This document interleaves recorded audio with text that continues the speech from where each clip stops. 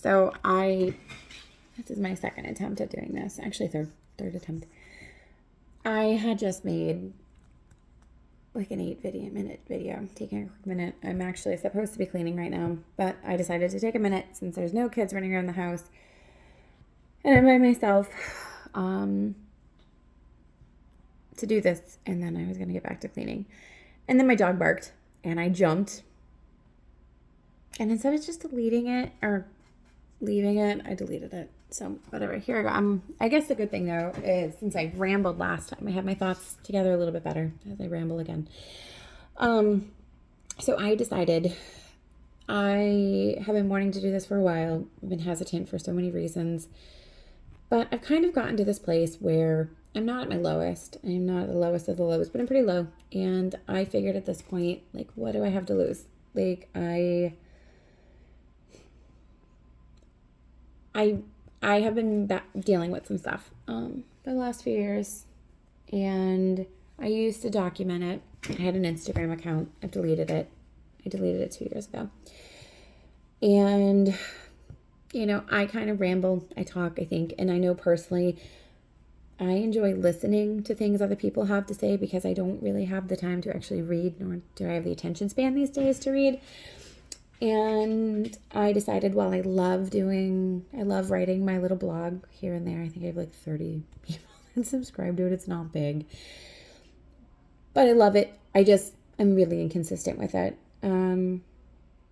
So I decided to try this, and I don't really know what I'm doing. So it's probably not great. My videos are not going to be edited because I don't know how. I'm just using my cell phone. But I decided if for nothing else, but for me, I would like to document my life a little bit better and what's going on, because maybe it will give me a little more perspective, and maybe it will help me realize that I'm doing better than I think. So long story short, I've been dealing with chronic illness for years. I've been a chronic migraine sufferer as long as I can remember, which is fine. I'm used to it. I've had borderline debilitating IBS since actually my almost 8-year-old was less than 1 the first time I went to the doctor for it. So that's been a long thing. And now I have added an autoimmune disease to my list, which I guess isn't surprising because, when you have one, you tend to have more than one, depending on who you ask. IBS could be considered autoimmune, and ironically enough, a lot of people with autoimmune also have IBS. So who knows what came first, chicken or egg, right? I don't know what kind of autoimmune I have yet. I'm in that gray area of you have something, but we don't know what you have, but basically it's some kind of inflammatory arthritis. I have a rheumatologist. It's not been going great. Mostly, I have a little one. I'm still breastfeeding. I've been apprehensive with the medication. I did finally try some medication. Unfortunately, I reacted to it, and I was taken off of it. I was supposed to be temporarily taken off of it. I was supposed to see her 2 weeks after we talked, reevaluate. My whole family got hit with a stomach bug, and that was a month ago, and I still haven't gotten in. So I'm kind of in a weird place where I know I need to do something, but I don't know what. And I'm not sure medication's the way I'm going to go right now. My body's overreacting to itself.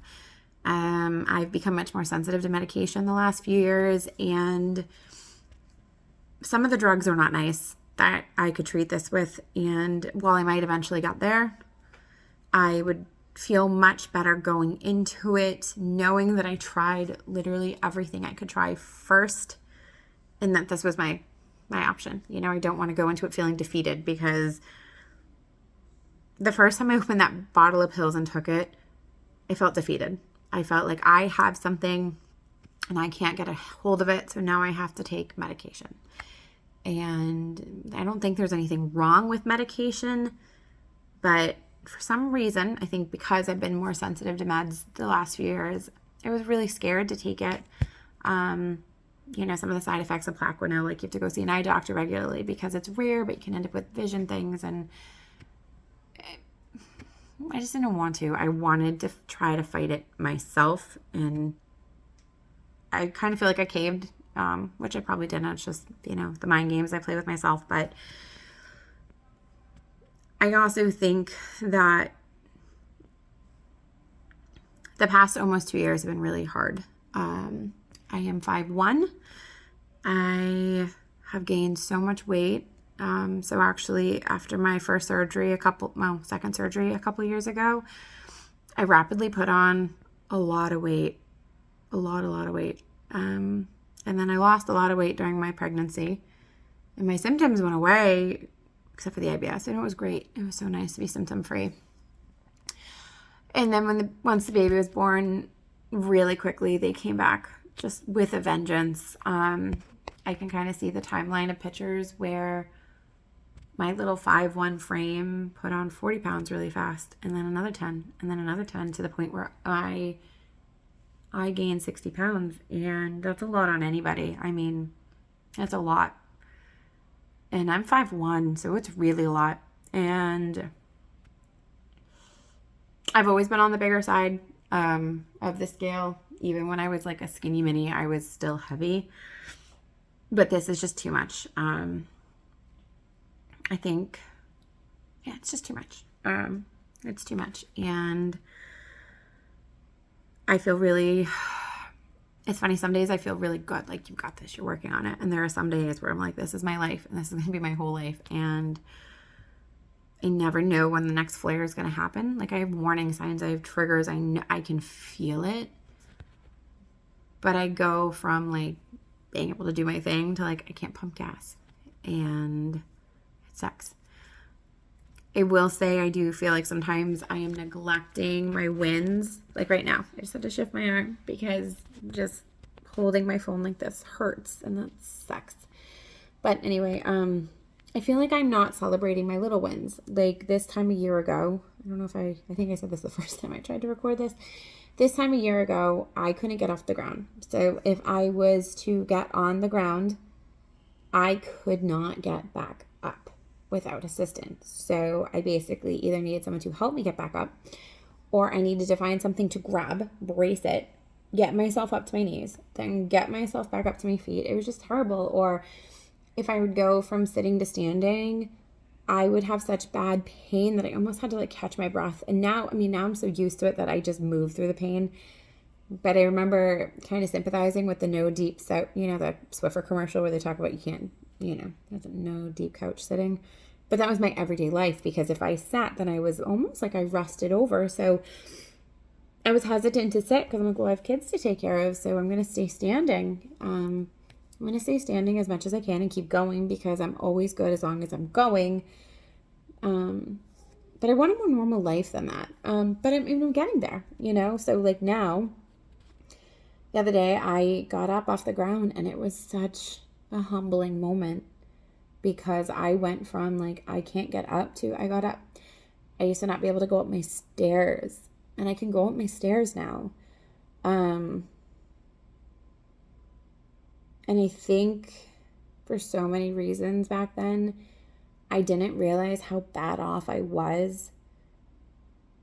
And so I think in these moments now where I have a little bit more clarity, like I feel so discouraged, and I don't really take enough stock in how far that I've come. And pretty sure I mentioned this the first time I tried to record it.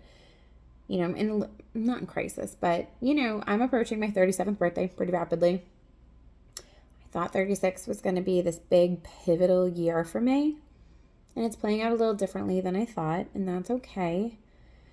And I think for me, I didn't really have a set, like, this is what 36 is going to mean to me. So it was a very, very vague statement I made a little while back, saying 36 is going to be my year. And I've got my 36th birthday is next month, at the end of May. So I'm approaching, my own self-imposed timeline. I think what 36 is ultimately going to end up meaning to me is that it was the year that I made some really big, hard decisions, including the fact that some of what's happened to me is not my fault. I don't know what I did to get the autoimmune disease. I know my last 5 years have been really stressful, the last 2 especially so. So I'm sure that doesn't help. But it's my responsibility to fix it. It is my responsibility to fix this. It's my responsibility to get better. And when the time comes, if the time comes to go on a more heavy duty, we're not messing around medication, I want to go into that holding my head high, knowing that I've done everything that I could. And some of that is working really hard to reduce the inflammation in my body. And some of that's going to be with food, and some of it's going to be emotional. And I'm about to do things that I don't want to do. I'm entering birthday season in my house. We've got, an April and a May, and then my birthday also in May, and then I've got a June and a July and an August. So it's kind of a hard time because I feel like in celebration mode, there's always a hesitancy, but I've realized if not now, never. So I've decided that I am going to go low carb, borderline keto. And depending on where I am in August, I'm going to give this whole carnivore thing a shot. I mean, I'm not thrilled. I like the low carb lifestyle, generally speaking. My IBS much prefers low carb. But I'm going to give it a shot and see what happens. And maybe nothing will happen. Maybe my arthritis will still be bad, but I'll drop a little weight, which will make it easier on my joints. Or if nothing else, I just kick my bad habit with sugar and I call it a win. And even if nothing happens, I'm going to call it a win that I tried. And then I decided to take action and see what happened with no promise of anything on the other side of it. So I've got myself a whole bunch of these things because I'm trying to avoid the keto flu. I am doing this gradually because while my personality would probably do much better with cold turkey, I have 5 kids to take care of. Ranging from like 17 all the way down to almost 2. I don't have time to feel sick. I don't have time to be cranky. I don't have time for any of it. So I'm just going to go into it in a more sustainable, less of a shock on my system. And my start date is right after my little one's birthday. Over the next couple weeks, I'm just going to, I guess it's next weekend. So I'm going to wrap my head around what I'm about to do, and I'm going to come up with a plan, because that lovely saying, if you fail to plan, then you plan to fail. And so I'm trying to avoid it. So I've got my calendar where I'm actually writing out what I'm going to eat for the first few weeks of doing this, which might sound a little excessive because I haven't even gotten there. I'm not sure I want to do this now. I'm probably not going to want to do it then. And it's probably easier to know what I'm going to do ahead of time so that I can be prepared for it. And when I'm in the phase of I don't think I want to do this, I have a plan. And I'll just go with my plan. So that's what I'm going to do. I decided that I'm going to record it. I'm going to document this, see how it goes. I don't have any expectations that it's going to be like an overnight cure, but like I mentioned, I really wish when struggle hit hard, I had thought about doing something like this, because I really wish now I could look back and see how far I've come. And I think it will be good motivation to do it, to be able to see a month from now, 2 months from now, a year from now, how far I've come. And if it helps, then it helps. And if not, it was a creative outlet. It's a hobby. I have 5 kids. I don't have time for any big in-depth hobbies, but I do have time to run my mouth once in a while. So I'm going to do that. So if you have found this and you've made it through 14, almost 15 minutes of me rambling, thanks for watching. But yeah, so that's my plan. Bye.